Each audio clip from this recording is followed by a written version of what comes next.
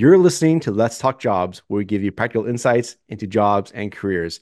Today, we're talking about dealing with failure. We've all been there, we've all done that.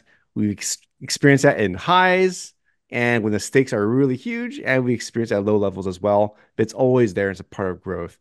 Jesse, do you want to lead us off? Like, share your failure story and how you dealt with it. Sure. My failure story, and I want to say that fear of failure, is a real thing. Like, and not that this is a surprise to anybody, but I think there's various levels of it. And my fear of failure story comes into play. A few years ago, I was brought on a project for a startup, and at the time, the startup all they had was a pitch deck, and I was originally brought in just to help clean up their pitch deck. They didn't have a name. They didn't really have refined positioning. They didn't really understand the market opportunity. They were building a product, but they weren't sure about obviously product market fit. They hadn't raised any money, maybe a little bit. Um, so in those first few months, it was just working through some naming options, some streamlining of the positioning, some trying to make the deck look a little bit better. So when they went and presented it in front of potential investors, they could get a little more traction. And I worked with them for months and months and months, and eventually we came up with a name, and we were building. I was brought on as a consultant, but I became more and more involved with them. And originally, the idea was to build this product that was, let's just say, it was something like a CMS for 3D websites. So something that maybe no one had specifically done before. There were content management systems that have been created to build websites, but not specifically for 3D websites. At the time, um, th not necessarily 3D, but VR was becoming and AR was becoming more of a prominent technology. And so I was brought on at that point when the positioning had been a little bit more refined. We had gone through some pitch deck iterations to get to something that was useful.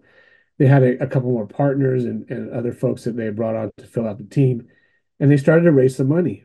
Not a ton of money, not Series A money, let's call it. Um, so less than 5 million. And all of a sudden, what had been a project around the CMS idea, which seemed like it had tremendous potential. There's established businesses in the space that had been getting some real traction, like a business like um, um, spacing on the name, the e-commerce engine starts with an S that where you can spin up a website and then a business and I can't remember it. It'll come to me in a minute. But in any case, so we had this business idea and we started building out the prototypes and getting that ready and all sorts of things like that. And the founders came to me and said, "We want you to come on in a larger capacity. We want you to be our first marketer." And they said, "We want you to be our CMO," but it was a CMO with a team of one. So and I think that speaks to my sense of how scared I was of taking on a role where I didn't, well, I had run a business before and taking on clients where I was responsible for developing their marketing plans, their brand strategy, their content marketing plans, their digital marketing, and all of that. I had never been brought in as um, a person with equity, a stake in the company with skin in the game. And so it had a whole nother sort of level of engagement. And I was really afraid. I had no idea what I was doing. I wasn't sure it was the right job for me. But the two founders had enough confidence in I guess the skills I had and the experience I had that they said, look, we want you to build a brand. We want you to build out a marketing plan. We want you to help us bring this product to life, to market. We want you to help us find a product market fit. We want you to hire a team, all that stuff. And so I started to do that. And then we pivoted. And what was a project to build this CMS became a project to launch an NFT line of luxury NFT watches, which sounds like an amazing idea, like Rolex, but NFT Rolexes, which is kind of what it was. And the founder had all these connections to Italian design and had actually created then these digital watches. They only existed virtually, right? And at the time, NFTs were this booming market. Um, and there was lots of hype around it, and people like Snoop Dogg were buying NFTs, and they were selling for millions and millions of dollars. And um, so we pivoted and we started getting ready to go to market with this limited edition of luxury watches. And I had hired a team. We had a team of amazing designers and writers and a PR person, and I hired social media and paid media specialist, and um, some other had worked with some publications to get PR and articles placed, and found ways to get the CEO in front of influencers who could interview him and get him some traction online.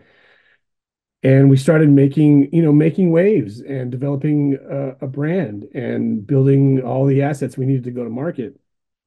And then I started seeding the message in the market. So we bought a lot of paid media and spent a lot of money on paid media, probably too much. And in any event, we had a rather large following, and it came day to launch the campaign. And it's sort of like, this kind of market is based on exclusivity. It's you have a limited number of things that you bring to the market. People think they're valuable because they're exclusive. It drives up the price. And they're NFTs, so they're not physical things. You could like bring them into your virtual world and put an NFT watch on your, on your in your virtual world. So and there was a lot of sort of hype around it. And what I found in developing the marketing efforts to bring it to life was I had to work with various influencers on Instagram and other places, which, would often be like these sort of side deals where you pay somebody $200 to tweet out like one message, and another person would charge $20,000 for a tweet. Like I literally had this spreadsheet with all the various influencers from the couple $100 ones to the ones that were charging hundreds of thousands of dollars a tweet. And that was in this world. That's how you cultivated your brand. And we launched, and the site didn't work, and it was while the products were on OpenSea, which was the NFT site, we sold 6 out of 50, and so the fear of failure kind of like manifested itself in that the project really didn't do so well, and they didn't lose all their money, but they lost a lot of it, and now they pivoted to another opportunity in the same related space, design and VR and that kind of world. But my fear of failure kind of was, oh, I can't do this. In fact, I did do it. Like I did hire a team. I did build a brand. I did bring the project to market. I did all the digital media stuff. I did the PR stuff. And I think some of it is related to what we talked about earlier in terms of imposter syndrome, is the imposter syndrome was like dragging me along saying I couldn't do it. And even if I was doing it, I'd be exposed as a fraud because I'd never really been a CMO or whatever I was, lead marketer. Um, and I was afraid that if I failed, like I'd let the investors down or let the founders down and all this. And in some ways we failed, but I think it's very, uh, it's a very common thing in the startup market, especially in one that's so volatile. And so, yes, I had a definite fear of failure and a little bit of imposter syndrome thrown in. And it all kind of didn't materialize in the way I thought it would. And, even though I was compensated fairly for my time there, the equity ended up, not never being worth anything. And though I still have, quite a bit of equity, it doesn't amount to anything unless something significant changes. It was a really good experience, though. It was a really good experience because I went through it despite all my fears. I learned a lot about marketing, a lot about bringing a team together, building a brand, which I had sort of done before, but not in a way that I was had such an ownership stake in the business.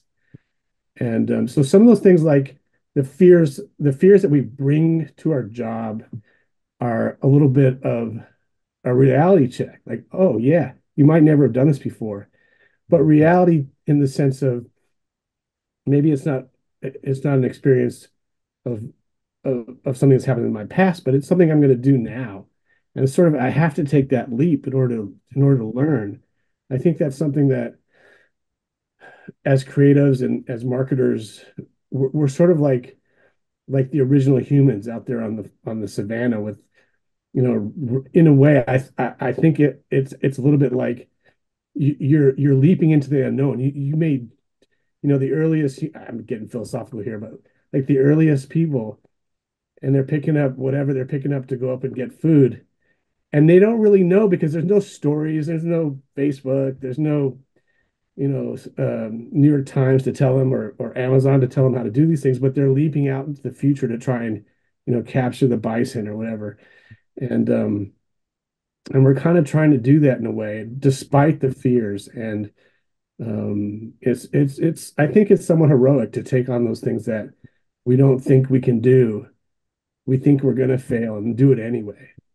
And I think that's kind of the lesson I would, take from that. Get properly prepared, do all your research, lean into other people for things you may feel you're not strong at, but take the leap. How That's about you, my Troy? Is there a similar story for you and how you dealt with Yeah, failure no, or I've actually got two totally different stories, and I'll keep them short. But I just want to react to Jesse's thing about sort of failure. I think failure, I think for most people will define your career path more than success because by going through these moments and having you learn a lot about what situations you don't want.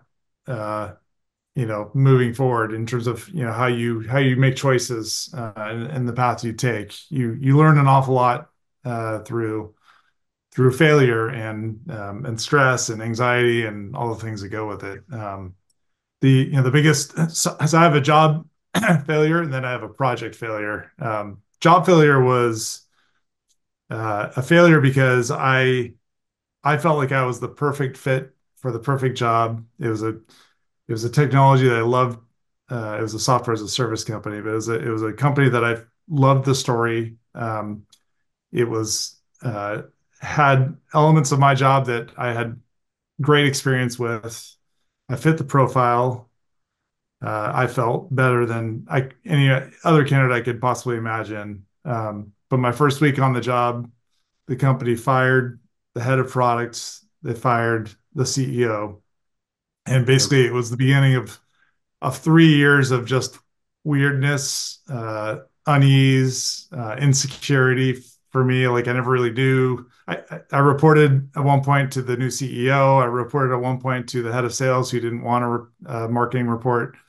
At one point, I wasn't sure who I was reporting to. And there's just so many forces working, against me, even though I still look back and I still to this day feel like that I should have done things differently. For one, I should have been more confident in my abilities, and maybe, I couldn't get out of my own head and couldn't get past my insecurity to where I was just focused on action. I could have had more action. I did some good things, some good work that I'm proud of, and I don't want to go into details, but by and large, I was stuck in my head and I simply wanted to, I was focused on survival rather than doing the work.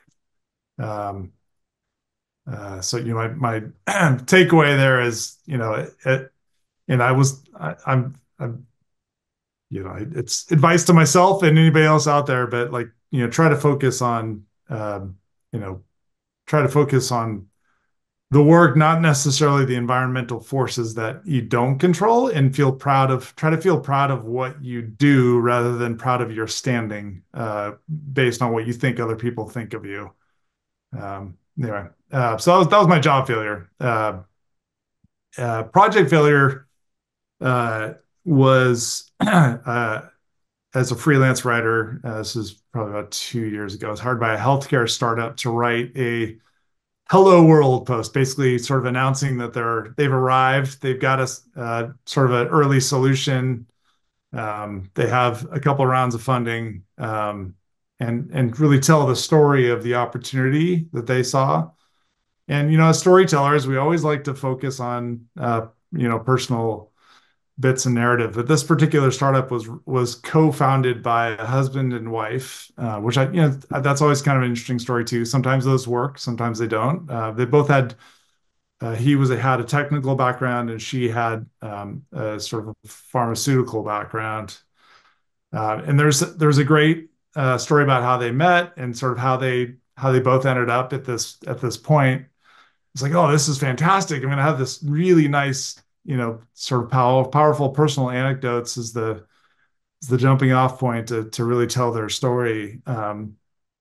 But then, like, I spent probably an hour and a half talking with the woman, and she shared all of this, but then after the briefing found out he didn't want to share any of the personal stuff. He wanted to be focused on just the business opportunity. And there was elements of a story there, but I knew I'd lost a lot of power and of just a really really moving story. So I felt a little defeated the whole way through, but my mission at that point is like I wanted to write something and get it to them, and I did. And then what I wrote, I thought was actually pretty good. They never actually used it. They never actually told the Hello World story. They just kind of like continued down their path. I don't know if they're actually going to launch ever. But my takeaway from that was like I was hired to do something. At a certain point, I realized it wasn't going well, and so I kind of wanted to just fail fast, just to get something done, do what I said I was going to do, get it to them, call it a day, and move on. So that I think throughout your career, the listeners, you'll come across different circumstances that you might recognize at a certain point they're probably not winnable, and I think it's important to just rather than try to save some of those, sometimes it's better just to cut your losses and move on. Yeah, I love that last part, because failure is always going to happen, right? The question is, what now? I had a, experience even just past work with some members of my team where something happened. It was unplanned for, unexpected, and there was a small window of which many people could see this mistake on a website. And obviously they were freaked out about it, and rightfully so. I mean that's healthy actually. It means you care. But so my first question to them was, I was like, okay, cool. What did you expect to happen? What happened? And what are we going to do now? Are we just going to let it go? Are we going to course correct it? Are we going to observe and measure? And I think when you're dealing with failure, the best thing you can do is be objective about it and strip away all emotion. And that's actually the hardest part. But the emotion does cloud your judgment and makes you react too quickly, makes you make the wrong decision sometimes because you're making an emotional call or a reactive decision, right? So for me, and this is easier said than done. And of course, if the stakes are higher, your your need to rapidly get to a conclusion is more paramount. But my first gut is always like, I'm just going to be objective about it and figure out what my ideal outcome is and document really quickly. And I remember earlier in my career, and there's a older video we talked about, which is like, I had a harsh manager, and how do I deal with failure under that purview, or deal with, and harsh feedback is all kind of tied to that.